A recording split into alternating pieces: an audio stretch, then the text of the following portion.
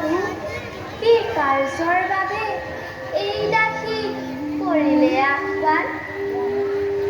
মহামায়া, প্ৰভু, পৃথিৱীত ধৰ্মৰ গ্লানি, সজ্জনৰ পীড়ন আৰু অধৰ্মৰ তাণ্ডৱ লীলা চলিছে, যাৰ ফলত আমাৰ এক নতুন অৱতাৰৰ হৈছে প্ৰয়োজন। মই এইবাৰ কৃষ্ণৰূপে বসুদেৱৰ গৃহত দৈৱকীৰ গৰ্ভত অষ্টম সন্তানৰূপে স্থিতি ল'ম আৰু অনন্তই বলৰাম ৰূপে দৈৱকীৰ সপ্তম গৰ্ভত স্থিতি ল'ব। তুমি মায়াৰ বলেৰে সেই গৰ্ভ হৰণ কৰি নি ৰোহিণীৰ গৰ্ভত স্থাপন কৰিবা আৰু তুমি নিজে যুগ মায়াৰূপে গোকুলৰ নন্দ যশোদাৰ গৃহত জন্মগ্ৰহণ কৰিবা। বসুদেৱে মোক নি যশোদাৰ কোলাত থৈ তোমাক আনি দৈৱকীৰ কোলাত দিব। তেতিয়া দুৰাচাৰী কংসই ভয়ত আতংকিত হৈ তোমাক শিলত আচাৰি আচাৰি হত্যা কৰিবলৈ উদ্যত হওঁতে তুমি হাতৰ পৰা এৰাই গৈ আকাশমাৰ্গত আবিৰ্ভাৱ হৈ মোৰ অৱতাৰৰ সংকেত জনাই অন্তৰ্ধান হোৱা। এতিয়া বুজিলা নহয় তোমাৰ কৰ্তব্য? বুজিলো প্ৰভু, আপোনাৰ কি যে অপাৰ মহিমা। জন্মগ্ৰহণ কৰিব লাগিব নন্দ যশোদাৰ গৃহত আৰু থাকিবগৈ লাগিব দৈৱকীৰ কোলাত। ভাল প্ৰভু, আপুনি প্ৰদান কৰা সকলো কাৰ্য নতশিৰে কৰিম পালন। এতিয়া এই দাসীয়ে বিদায়হে মাগিছো। চোৱা মহামায়া, হে প্ৰভু, আপোনাৰ এই মহান কাৰ্যত কম জানো দাসীৰ স্থান তজু চৰণে। হ'ব জানো অভাগীৰ কিবা প্ৰয়োজন? প্ৰিয়ে, তুমি মোৰ অৰ্ধাংগী।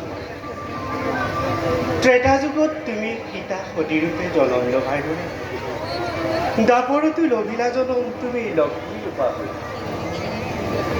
মোৰ আগন্তুক কৃষ্ণ অৱতাৰত তুমি ৰাধাৰূপে জনম লৈ মোৰ সমে কাম কেলি লীলা প্ৰচাৰ কৰি পুৰাব লাগিব মনৰ কামনা বাসনা। বৰ্তমান মোৰ এই অৱতাৰৰ কথা দেৱৰ্ষি নাৰদক জনোৱা অতীৱ প্ৰয়োজন। নাৰদ, নাৰদ,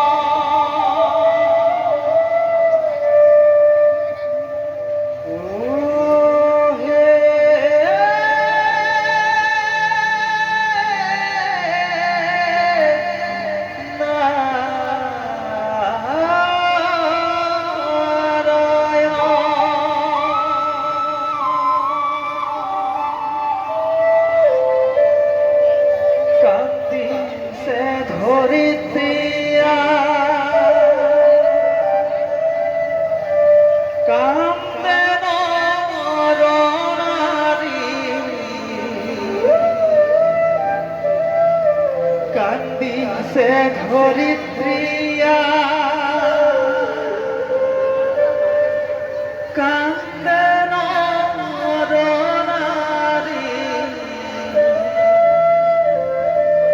ব্যাকুলিত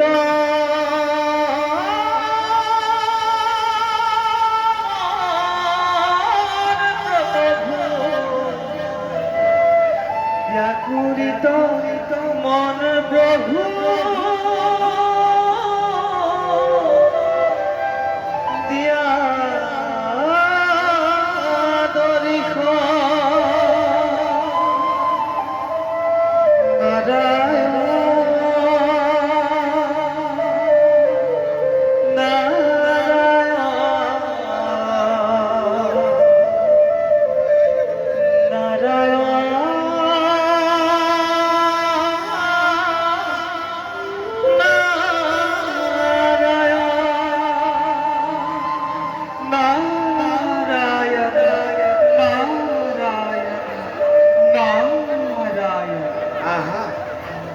আহা নাৰদ।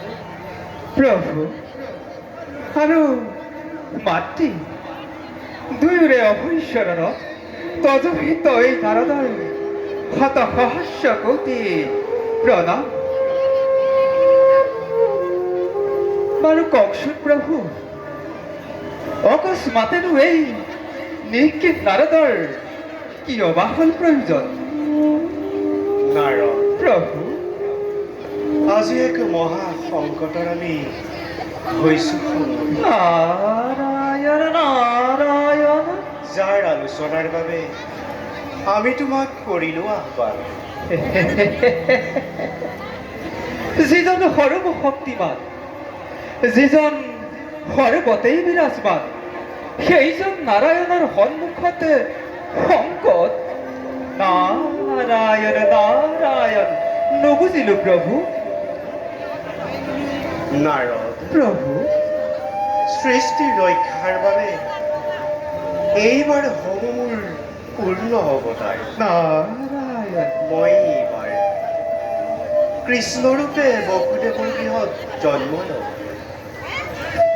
মোৰ এই অৱতাৰত তুমি সকলো সময়তে মোৰ লগত থাকি মোৰ প্ৰতিটো কাৰ্য সাধনত তুমি সহায়ক হ'ব লাগিব নাৰদ। নাৰায়ণ নাৰায়ণ।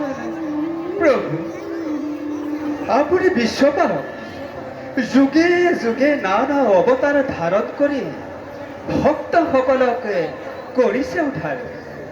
কিন্তু কিন্তু প্ৰভু, এই অৱতাৰত যে এই নিৰ্কিত নাৰদৰ বিশেষ প্ৰয়োজন হ'ব, সিহে কিন্তু বৰ আচৰিত কথা প্ৰভু। নাৰদ, প্ৰভু দুষ্টক দমন আৰু সন্তক পালনৰ বাবেই হ'ব মোৰ এই অৱতাৰ। নাৰায়ণ মোৰ এই অৱতাৰত দেৱনাৰীসকলৰ সমে কাম কেলি লীলাময় কৰিম প্ৰচাৰ। এই কাৰ্যত তোমাৰ প্ৰভু প্ৰধান কৰ্তব্য হ'ব তুমি দুষ্ট অত্যাচাৰী অসুৰবিলাকক মোৰ বিৰুদ্ধে বিদ্ৰোহী কথা কৈ আৰু অধিক উত্তেজিত কৰি তোলা নাৰদ। নাৰায়ণ নাৰায়ণ। প্ৰভু যি অৱতাৰত সংসাৰেই মূল কাম, সেই অৱতাৰত আকৌ দেৱনাৰীসকলৰ কিয় বা প্ৰয়োজন? মোৰ এই লীলাৰস অধিক সমৃদ্ধ কৰি তুলিবৰ কাৰণে দেৱনাৰী সকলোৰো হ'ব অতীৱ প্ৰয়োজন। তেওঁলোকৰ সমে কাম কেলি লীলাময় প্ৰচাৰ কৰি জগতত বুজাব খুজিছো যে কামতুৰ পুৰুষ আৰু নাৰীৰ স্থান কিমান নিকৃষ্ট। তদুপৰি প্ৰভু এই ৰাসলীলা ত্ৰেতা যুগৰ সেই ঋষি মুনিসকলৰ কথাও ইয়াত অন্তৰ্নিহিত হৈ আছে নাৰদ। প্ৰভু সেই ঋষি মুনিসকলেনো কি কামনা কৰে? কৃপা কৰি ক'বনে এই দাসক? তেন্তে কওঁ শুনা নাৰদ। কওক প্ৰভু। ৰাম অৱতাৰত যেতিয়া মই সীতাক লগত লৈ পিতৃসত্য পালনৰ কাৰণে বনলৈ গৈছিলোঁ, তেতিয়া সীতাই মোৰ প্ৰতি কৰা ভক্তি দেখি বনৰ সেই ঋষি মুনিসকলেও তেনে সপ্ৰেম ভক্তি কামনা কৰিছিল। নাৰায়ণ নাৰায়ণ। এতিয়া এই কৃষ্ণ অৱতাৰত সেই ঋষি মুনিসকলেই হ'ব গোপনাৰী, আৰু মই তেওঁলোকৰ লগত কাম কেলি লীলা প্ৰচাৰ কৰি তেওঁলোকৰ পূৰ্বৰ মনোবাঞ্ছা পূৰণ কৰিম নাৰদ। এতিয়া বুজিলা নহয়? নাৰায়ণ নাৰায়ণ। বুজিলো প্ৰভু, মই নিঃসন্দেহে বুজিব পাৰিছো। লীলাময়ে এইবাৰ নতুন লীলাৰ মেলিছে পাতনি। সেই অনন্ত শয়ন আপোনাৰ অশেষ কৃপাৰ ফলত তদুভিত এই নিৰ্কিত নাৰদে আপোনাৰ বহু ৰূপেই দৰ্শন কৰি আহিছো। কেতিয়াবা দেখিছো মহাসমুদ্ৰৰ মাজত মৎস্য ৰূপত আকৌ কেতিয়াবা দেখিছো প্ৰভু বৰা স্বৰূপে হৈ আবিৰ্ভাৱ দুষ্ট হিৰণ্যাক্ষক বিনাশ কৰি উদ্ধাৰিলা বহুমতী আকৌ কেতিয়াবা দেখিছো প্ৰভু ৰক্ত বৰ্ণময় নৰসিংহ ৰূপে ভক্ত প্ৰহ্লাদক দিলা অভয়দান হে প্ৰভু এইবাৰনো আপুনি কি ৰূপে আবিৰ্ভাৱ হৈ বহুমতী কি কৰিব উঠাৰ সেই ৰূপ এবাৰে দৰ্শন পালেই এই নাৰদৰ জনম সাৰ্থক হ'ব প্ৰভু নাৰদ মোৰ প্ৰাণভক্ত মই ভক্তৰ মনোবাঞ্ছা অপূৰ্ণ নাৰাখি তুমি বৰ চতুৰ নাৰদ নাৰায়ণ নাৰায়ণ মোৰ আগন্তুক পৰিকল্পিত ভুৱন মোহন ৰূপ তুমি চাব খুজিছা যেতিয়া চোৱা নাৰায়ণ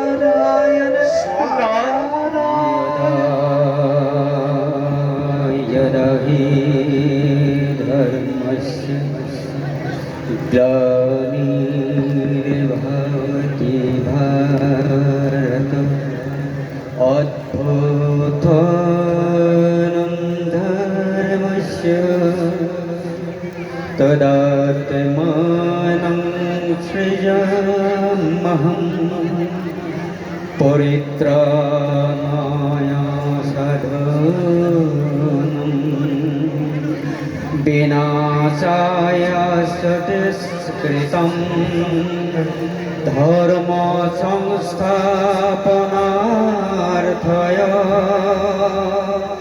सम्भवामि युगे युगे युगे